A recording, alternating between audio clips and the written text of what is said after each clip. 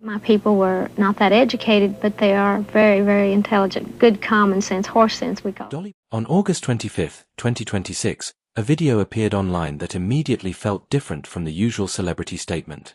It was not Dolly Parton herself speaking. It was not a polished TV anchor reading a prepared line. It was a member of her family, Brian Seaver, looking into the camera with the kind of composure people only find when they have no choice. Before he even said the words the world was dreading, there was already something haunting in the setup itself. This was not a spontaneous announcement. This was a message tied to planning, to privacy, to a woman who had spent an entire lifetime deciding exactly what the public would get, exactly when they would get it, and exactly how much of herself would remain her own. And then the words finally came. Dolly Parton was gone. She had died at 80 in Nashville.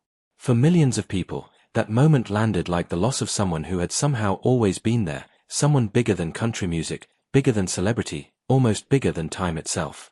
But once the shock settled, another question rose behind it. Not just how did she die, but how long had she been carrying more than the public understood?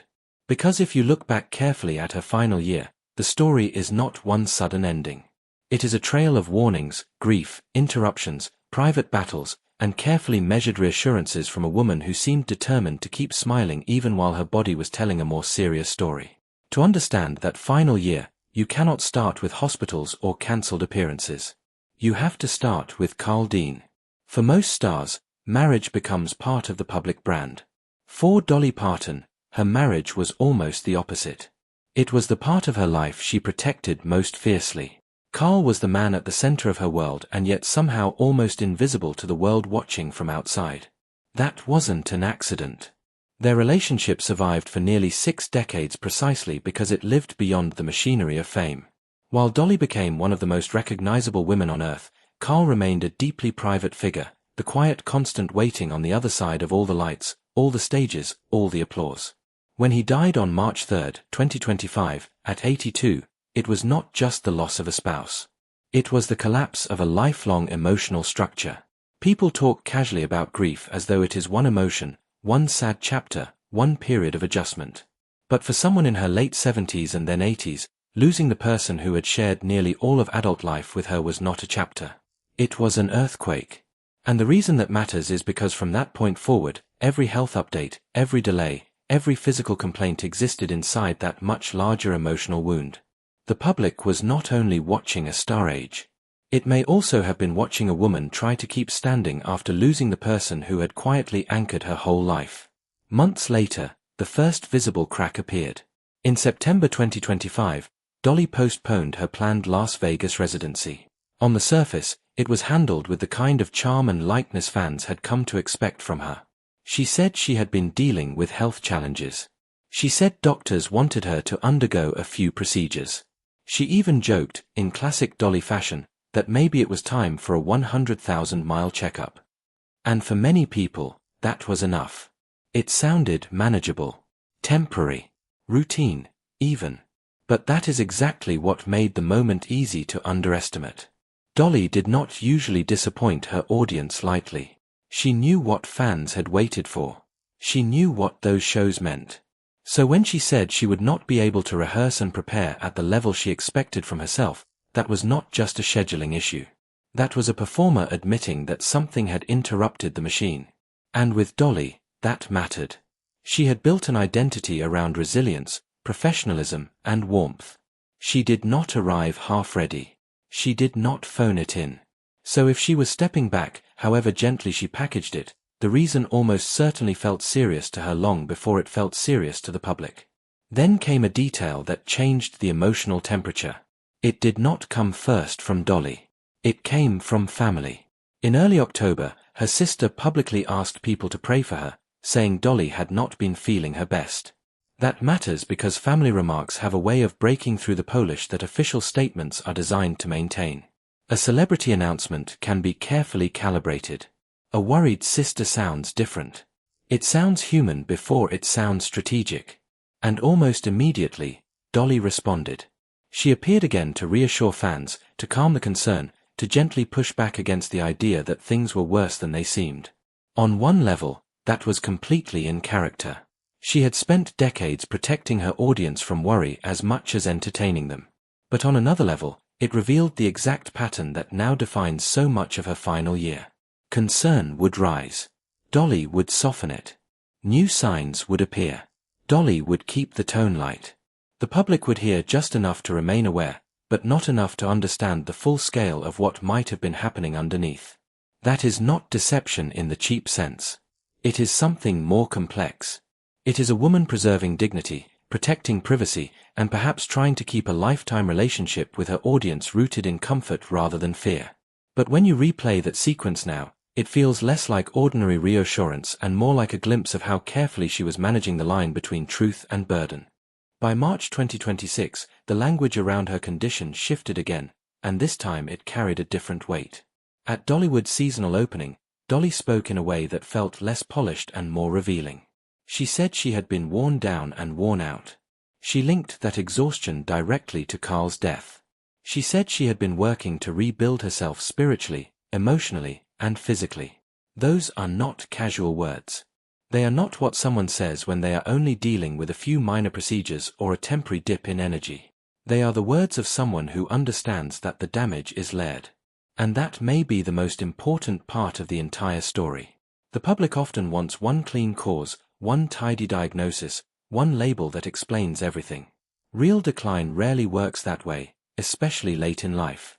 Bodies weaken in systems, not slogans. Grief affects appetite, sleep, immune response, resilience, motivation, and physical recovery. Chronic health issues don't happen in isolation. Stress amplifies them. Age complicates them. Loss deepens them. So when Dolly described herself as rebuilding on every level, she may have been giving the public far more truth than most people recognized in that moment. Not because she named an illness directly, but because she was describing the total condition of a person whose strength was no longer something she could assume. And then in May came the first truly concrete health disclosure. Dolly cancelled another Las Vegas date and finally named one of the problems she had been fighting: kidney stones. Not a one-off incident. Not a passing scare. A recurring issue she said had been troubling her for years. In typical Dolly fashion, she wrapped the pain in humor, saying doctors had pulled more stones out of her than a rock quarry back in Tennessee. It was a funny line, memorable and perfectly on brand. But taken seriously, it was also a remarkable confession. Kidney stones are not theatrical. They are painful, stubborn, exhausting, and often recurring. They wear people down. They disrupt routine. They can bring infection, dehydration, weakness, and complications that become harder to bounce back from with age. Yet even while revealing it, she framed it in a way that let the audience smile.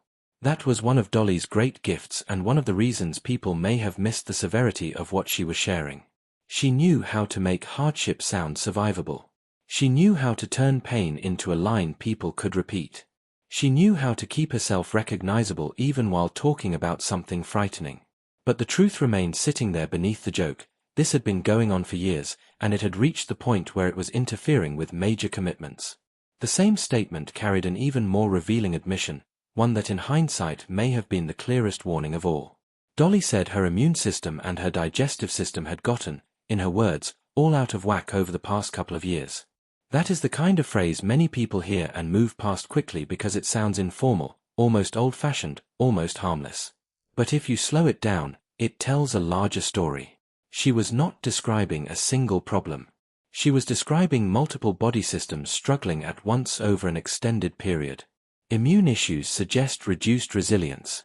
Digestive issues affect nutrition, hydration, strength, energy, and recovery. Together they paint the picture not of one isolated battle, but of a body fighting on several fronts. That is often how serious decline actually arrives. Not in one dramatic cinematic moment, but in accumulations. A body that stops regulating the way it used to. A person who becomes easier to deplete, slower to recover, more vulnerable to every additional stressor. And what makes Dolly's wording so powerful is that she offered that truth plainly, almost casually, as if she knew the information was serious but did not want to make the audience carry the full emotional weight of it. She gave the public the outline. The public just may not have realized how dark the inside of that outline had become. Not long after, another small-sounding update arrived that became devastating in retrospect. Dolly missed the announcement of a new ride at Dollywood, a place that was never just a business venture to her. Dollywood was pride, community, identity, and home translated into something the public could physically enter. It carried her name and her heart. She was exactly the kind of person who understood the symbolism of showing up there. So when she did not appear in person, people noticed. In a message to fans, she explained that her doctor had advised her not to travel. She mentioned dizziness. She mentioned dehydration. Those words sound ordinary until you place them beside everything else already known. Kidney stone trouble, infection, immune issues, digestive disruption, grief, exhaustion. In that context, dizziness and dehydration do not feel like random inconveniences. They feel like the outward signs of a system under stress, the kind of symptoms that may sound small in conversation but loom much larger when they are affecting an 80-year-old woman who had built her identity around showing up. And maybe that is the central tragedy of the whole timeline. The warning signs were often delivered in the softest possible language. Nothing sounded catastrophic by itself. But taken together, they formed a pattern that was far harder to dismiss. After her death, the picture sharpened further. Reports later stated that Dolly had been facing a brief battle with cancer. Suddenly, many of the earlier updates looked different. Not false, not misleading exactly, but partial. The postponed shows, the procedures, the immune and digestive instability, the weakness, the travel restrictions, the mounting physical strain, all of it began to resemble not a collection of unrelated issues, but a larger medical battle unfolding mostly behind closed doors. And that realization changes the emotional reading of her final months. Because it means Dolly was not only carrying grief. She was carrying serious illness while deciding, repeatedly, how much of that reality the public would be allowed to see. There is something unmistakably Dolly about that. She had always understood performance not as fake emotion, but as chosen presentation. She knew that what people loved about her was not just her voice or her songs, but the feeling she created around them: humor, sparkle, courage, mischief, kindness, brightness in dark places. To tell the whole world every frightening detail may have felt like surrendering that role. So instead, she did what she had done all her life. She gave people enough truth to be honest, enough lightness to keep them from panic, and enough grace to make her suffering feel, from the outside, less heavy than it likely was. That is what makes her final public words and appearances so emotionally complicated now. When she joked, people laughed because Dolly had trained the world to laugh with her. When she reassured fans, people believed her because Dolly had spent decades earning trust. When she kept moving forward, people assumed she would keep moving forward because she always had. But a public image can become so strong that it blinds even loving audiences to the fragility underneath. Dolly Parton represented durability. She seemed built out of willpower, wit, faith, discipline, and pure stage electricity. She had survived industry changes, personal trials, reinventions, cultural shifts, and the strange weight of becoming an American institution while still somehow feeling accessible. For many people, the idea of Dolly as physically vulnerable almost refused to register. And yet that is precisely why this story has gripped so many people. It forces the audience to confront the difference between a legend and a body. A legend can feel permanent. A body cannot. And in the last year of her life, Dolly's body appears to have been speaking more urgently than most people realized, while the legend kept smiling through the noise. There is also something deeply moving about how consistently she remained herself through all of it. Plenty of public figures become more guarded, more bitter, or more visibly defeated when illness overtakes their routine. Dolly, at least from the outside, kept doing what only Dolly could do. She filtered pain through humor. She turned weakness into warmth. She made even medical updates sound like conversations on a porch rather than crisis bulletins from behind a curtain. That was not accidental. It was identity. It was craftsmanship. It was the kind of emotional intelligence that lets a person sense what their audience can bear and then shape the message accordingly. But that same grace had a cost. It made the danger easier to underestimate. A line about a checkup. A joke about a rock quarry. A soft explanation about dizziness. A promise not to worry too much. These are the kinds of details that seemed manageable in real time because the person delivering them was Dolly Parton. Had someone less magnetic, less funny, less disciplined said the same things, the public might have heard alarm much earlier. With Dolly, the charm softened the blow until the accumulated truth became impossible to ignore. And then there is the matter of control. One reason this story hits so hard is because it feels as though Dolly orchestrated even her departure with the same careful touch that marked her career. Not in some cold or calculated way, but in the deeply personal way of someone who understood the burden of public life. The announcement through family. The private boundaries. The quiet filtering of information over time rather than one full public unveiling. Even in death, she seemed unwilling to let the world intrude any further than necessary. That consistency tells you something important about her. For all the rhinestones and one-liners, Dolly Parton was never careless with her own story. She was generous, yes. Open in many ways, absolutely. But she also knew the difference between connection and access. The world felt close to her because she had an extraordinary gift for making people feel loved. That did not mean the world owned every detail. In that sense, her final year was not a break from who she had always been. It was the most revealing extension of it. She let people see enough to remain with her emotionally, but she kept the innermost battle where she believed it belonged. Even her grief over Carl now seems to carry a different intensity when viewed through that lens. Imagine losing the person who had been your refuge for nearly 60 years while also confronting your own physical fragility. Imagine the public still expecting warmth, appearances, humor, messages, reassurance. Imagine carrying not only pain but the obligation to keep other people comfortable. Dolly did that almost instinctively. She did not simply endure public life, she managed it masterfully. But mastery can hide strain. And in the final year, the strain was beginning to show in the places where even mastery could not fully cover it anymore. The delayed shows. The need for procedures. The family concern. The admissions of being worn down. The medical specifics. The missed appearances. The doctor's restrictions. Piece by piece, a more serious story was emerging. Not loudly. Not dramatically. But steadily. And that slow reveal is a large part of why this subject has become so emotionally magnetic. It does not feel like a scandal.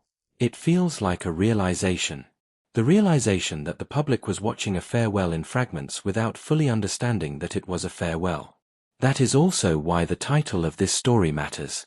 The health battle Dolly Parton was fighting before she died was not one neat, single headline until after the fact. It was layered. It involved chronic physical trouble, likely mounting systemic weakness, visible exhaustion, the aftershock of immense personal loss, and later the confirmation of cancer. But if you want the truest version of the story, it may be less about choosing one diagnosis and more about understanding the total burden she was carrying. People often want one sentence because one sentence feels containable. Yet what Dolly's last year shows is that serious decline is often cumulative. The body weakens, grief drains, complications pile up, energy narrows, recovery slows, and still life asks you to keep smiling, keep deciding, keep showing up, keep being yourself. Dolly did that at a level that now feels almost unbelievable. She was not simply dealing with illness. She was dealing with illness while maintaining a public relationship built over a lifetime. And she did it in a way that left behind neither panic nor bitterness, but tenderness. There is another reason people cannot stop talking about this story. Dolly Parton has long occupied a rare place in culture where admiration crosses lines that usually divide audiences. People who disagree about almost everything else still seem to agree on Dolly. They admire the talent, but also the kindness. The glamour, but also the groundedness. The success, but also the fact that she never seemed ashamed of where she came from.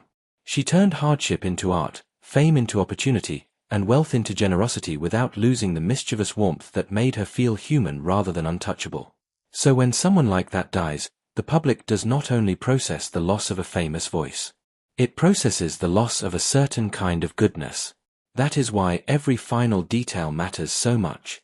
People are not being nosy just for the sake of gossip. They are trying to understand how someone so bright, so energetic, so emotionally durable could be nearing the end without most of the world truly knowing it.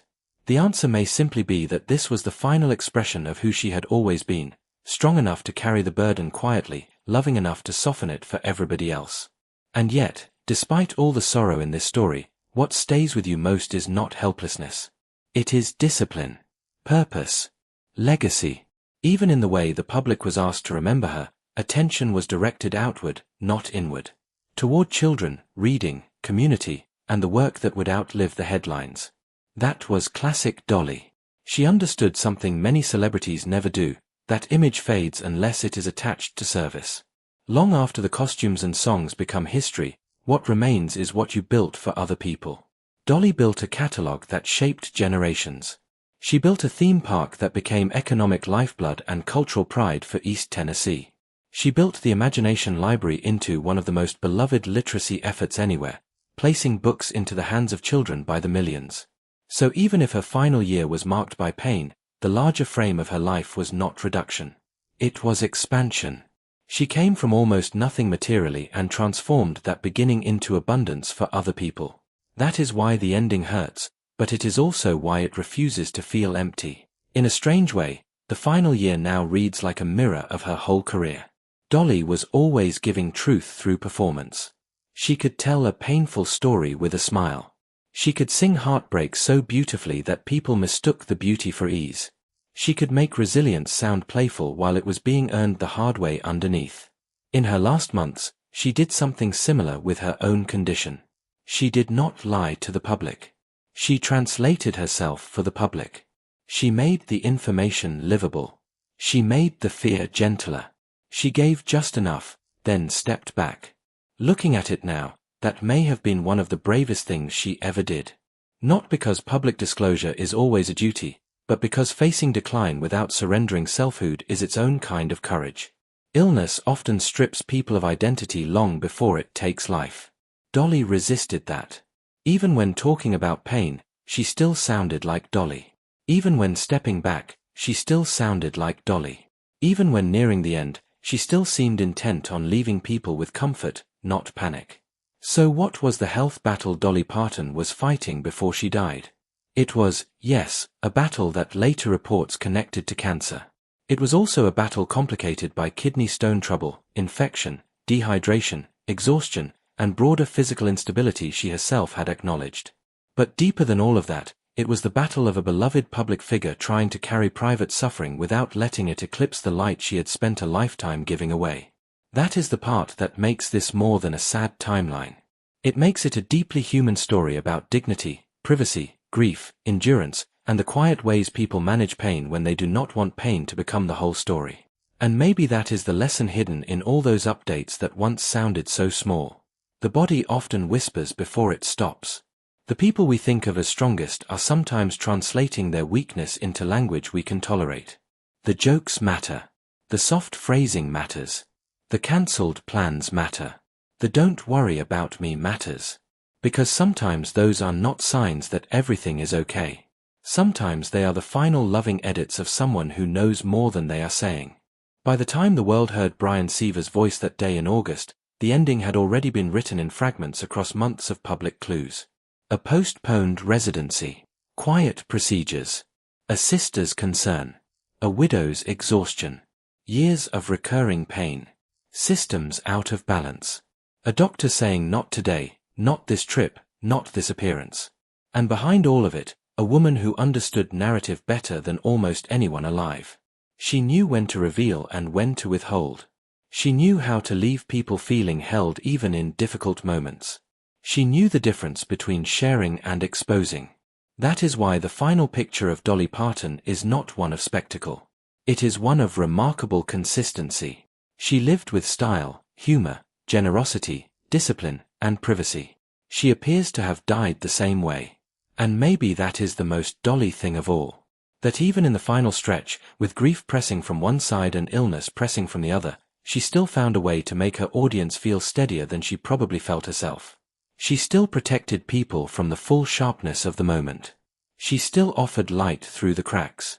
Long before the final announcement, the signs were there. But they arrived in Dolly's language, warm, funny, gentle, strong. That is why so many people missed what was coming until it was too late. And that is also why so many people are grieving so hard now. Because once you understand the shape of that last year, you realize she was carrying far more than most of the world knew, and carrying it with the same grace that made the world love her in the first place. Dolly Parton did not just leave behind songs. She left behind an example of how to endure without hardening, how to suffer without making suffering your identity, and how to leave the stage without letting darkness have the final word.